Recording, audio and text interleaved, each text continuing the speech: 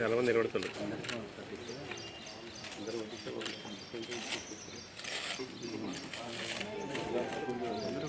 తీసుకో, ఎవరు ఇంకా బుక్ లేదు తీసుకోవాలి. వచ్చేస్తుంది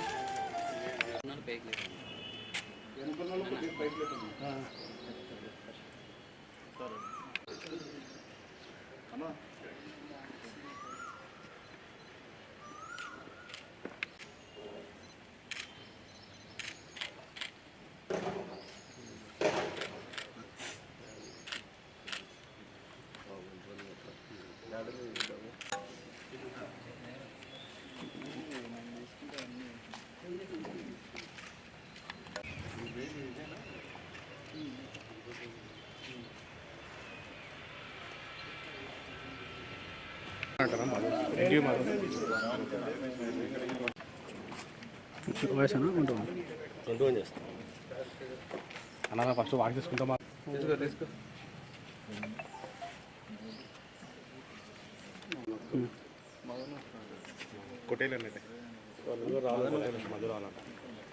కార్యక్రమంలో నగర మేయర్ బివై రామయ్య గారు, మా సోదరుడు కాట్సాన్ రామిరెడ్డి గారు, మా కార్పొరేటర్లు నాయకులందరూ కలిసి కూడా ఈరోజు బుక్ ఆవిష్కరణ చేయడం జరిగింది.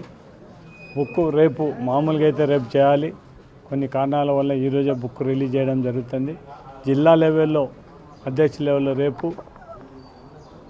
సోమవారం రోజు కాన్స్టిట్యున్సీ నియోజకవర్గాల లెవెల్లో, మంగళవారం రోజు మండల లెవెల్లో ఈ బుక్కులన్నీ కూడా ఆవిష్కరణ చేయడం జరుగుతుంది. అంటే 1 ఇయర్ పరిపాలనలో చంద్రబాబు నాయుడు చేసిన అరాచకాలు అయితేనేమి, రెడ్ బుక్ పరిపాలన అయితేనేమి, అంతకుముందు జగన్మోహన్ రెడ్డి 5 సంవత్సరాలు సాధించిన అభివృద్ధి అయితేనేమి, మన అన్ని విధాల వ్యవసాయ రంగమే, విద్యారంగం అయితే అన్ని విధాలు కూడా బాగా చేసిన ఘనత జగన్మోహన్ రెడ్డిది అయితే, అన్ని వ్యవస్థలన్నీ కూడా నిర్వీర్యం చేసిన ఘనత చంద్రబాబు నాయుడు అని మాత్రం ఖచ్చితంగా చెప్పాల్సిన అవసరం ఉంది.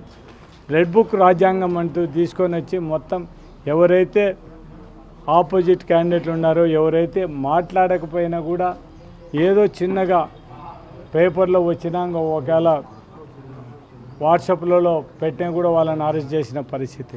కానీ తెలుగుదేశం నాయకులు ఘోరాతి ఘోరంగా జగన్మోహన్ రెడ్డిని, భారతమ్మను, అదేవిధంగా రోజాను, లక్ష్మీ పార్వతిని మాట్లాడే పరిస్థితి ఉంటే మాత్రం ఆ నాయకుల మీద ఏం యాక్షన్ తీసుకోరు. అంటే వాళ్ళు మాట్లాడితే స్త్రీలకు గౌరవం ఇచ్చినట్టు, మేము ఏదైనా ఎవరో డిస్కషన్లో తెలియకుండా మాట్లాడిన దానికి, వాళ్ళు ఎవరో డిస్కషన్లో కూర్చొని ఎవరో మాట్లాడిన మాటలను సాక్షి టీవీకి, జగన్మోహన్ రెడ్డి గారికి, భారతమ్మకు, వీళ్ళకందరికీ కూడా తగలగట్టడం అనేది కొమ్మినేని శ్రీనివాస్ తగలగట్టి వాళ్ళ మీద అంటగట్టి మాట్లాడే పరిస్థితి. అంటే తెలుగుదేశం నాయకులు రోజాను ఘోరంగా మాట్లాడడం జరిగింది. మనం ఒక్కసారి అవన్నీ చూస్తే మొత్తం అన్వితమ్మ హోమ్ మినిస్టర్ కూడా భారతమ్మను ఏం మాట్లాడేది కూడా మనం చూడడం జరిగింది. అంటే వాళ్ళు మాట్లాడితే చాలా కరెక్టు, ఇంకొకరు మాట్లాడితే తప్పు అనేది మాత్రం ఇది చాలా తప్పు. ఎవరి మీద కూడా చట్టం అందరికీ కూడా ఒకటే ఉండే పరిస్థితి ఉండాల్సిందే తప్ప అధికార పార్టీలు ఉన్న వాళ్ళకు ఒకటి, అధికారం లేని వాళ్ళకు ఒకటైతే మాత్రం చాలా కష్టమైపోతుంది. ఇటువంటి రెడ్ బుక్ రాజ్యాంగ పరిపాలన మాత్రం ఎన్ని రోజులు సాగదు. మనం చూస్తున్నాం, అందరూ కూడా మన రాజుల కాలంలో చూసిన నియంత్రణ రాజులు ఏ విధంగా పతనం అయిపోయినారో మనం అందరం కూడా చూడడం జరిగింది. మనం చరిత్రలే మనకు చెప్పడం జరుగుతుంది. వీళ్ళు కూడా ఆ నియంతృత్వం ఉంటే మాత్రం తొందరగా పతనం కావడం ఖచ్చితంగా ఉంటుంది. ప్రజలు కూడా అందరినీ అబ్జర్వ్ చేస్తడం జరుగుతుంది. ఒక 1 ఇయర్లోనే మొత్తం తెలుగుదేశం సూపర్ 6 హామీలని ఇస్తామని చెప్పి ప్రజలను మోసం చేసి, ఈరోజు ప్రజలను మోసం చేసి ఏమి కూడా ఏదో ఒక పింఛన్ తప్ప, ఆ పింఛన్లు కూడా ఎంతమందిని తగ్గించినారనేది చూసి అది కూడా తెలిసిపోతుంది. ఈరోజు అమ్మ ఒడి ఏదో ఇచ్చినామని తల్లికి వందనమని చెప్పడం జరుగుతుంది. ఎంతమందికి ఇచ్చినారు? మొత్తం దగ్గర 86 లక్షల మంది విద్యార్థులు ఉంటే మీరు ఇస్తున్నది ఎంతమందికి ఇస్తున్నారు? అది ఒక్కసారి ఆలోచించాల్సిన అవసరం ఉంది. అదే జగన్మోహన్ రెడ్డి 15,000లో 1,000 రూపాయలు స్కూల్ బిల్డింగ్లకు మెయింటెనెన్స్ అని మాడితే ఆ సైకో ఆ డబ్బులు తీసుకొని ఏం చేస్తాడని ఆ రోజు మాట్లాడి, మళ్ళీ ఇప్పుడు అదే లోకేష్ బాబును 2,000 రూపాయలు వసూలు చేస్తున్నారు. అంటే ఏమనాలా? జగన్మోహన్ రెడ్డి ఆ రోజు సైకో అని మాట్లాడి ఇప్పుడు అంతకంటే మీకు రెట్టింపు పదాలతో మిమ్మల్ని మాట్లాడాలనే నువ్వు 2,000 రూపాయలు ఎందుకు వసూలు చేస్తానో ముందు చెప్పు. ఆ రోజు 1000 రూపాయలు వసూలు చేసినప్పుడే జగన్మోహన్ రెడ్డికి ఎందుకు వసూలు చేస్తామా అంటే మీరు చేసే చాలా కరెక్టు, ఇంకొకరు చేసే మాత్రం తప్పు అనేది మాత్రం చాలా పద్ధతి కాదు. రాజకీయ నాయకులు ఎవరైనా సరే ఇప్పుడు ఏమిదనేది మనం ఆచి చూసి మాట్లాడాల్సిన అవసరం ఉంది. ఏదైనా ఒక మాట మాట్లాడాలనుకుంటే ఆ మాట ఎట్లా ఉంటుంది అనేది ఆలోచించి మాట్లాడాల్సిన అవసరం ఉంది. ఏదో ఇష్టం వచ్చినట్టు మాట్లాడితే అయిపోతుంది, మేము అధికారంలో ఉన్నాం, మమ్మల్ని ఎవరు ఏం చేయలేరంటే మాత్రం ఖచ్చితంగా ఈ పర్యవసానం ఎప్పుడోసారి ఈ శిక్ష ఖచ్చితంగా అనుభవించాల్సిన పరిస్థితి ఉంటుంది. కాబట్టి ముఖ్యంగా తెలుగుదేశం నాయకులను కోరేది ఒకటే, మీరు ఏదైతే సూపర్ 6 హామీలు ఇచ్చినారో జగన్మోహన్ రెడ్డి కంటే మిన్నంగా మేము సంక్షేమ పథకాలు చేయండి అని మాత్రం విజ్ఞప్తి చేస్తూ, మీరు ఇచ్చినది పింఛన్ ఒకటి, అమ్మ ఒడి ఏదో అది కూడా అందరికి పిల్లలకి ఇవ్వాల్సిన అవసరం ఉంది. గ్యాస్ కనెక్షన్ కూడా అరకొరన ఇవ్వడం జరిగింది, చాలా మందికి కూడా సబ్సిడీ రావడం లేదు.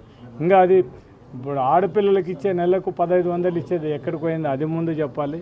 నిరుద్యోగ భృతి 3,000 రూపాయలు ఎక్కడికి పోయినాయి.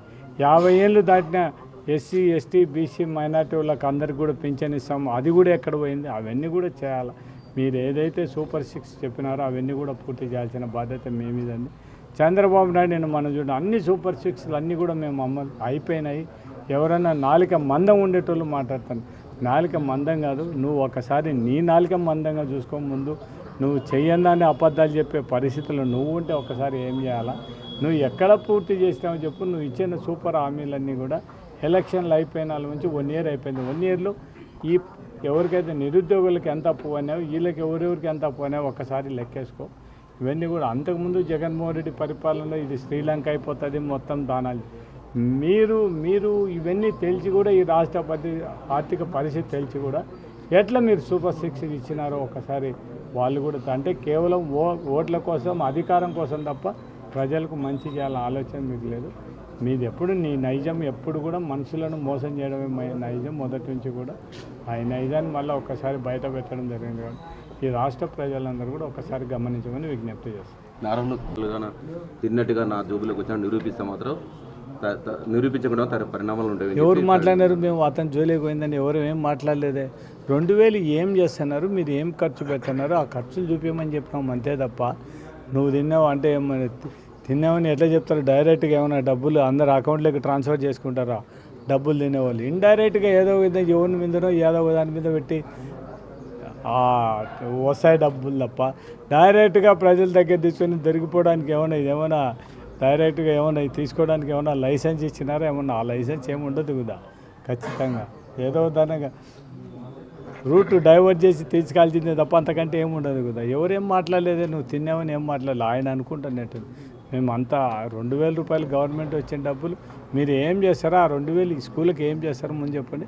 మీ తెలుగుదేశం నాయకుల్లో పెట్టొద్దండి, వాళ్ళ చేతులు పెట్టి వాళ్ళు ఇష్టం వచ్చినట్టు ఖర్చు పెట్టడానికి ఏదో మేము ఆ డెవలప్మెంట్ చేసి ఈ డెవలప్ చేసడానికి వాళ్ళకు ఇది ఉపాధి హామీ పథకం కావద్దని మాత్రం విజ్ఞప్తి చేస్తున్నాం.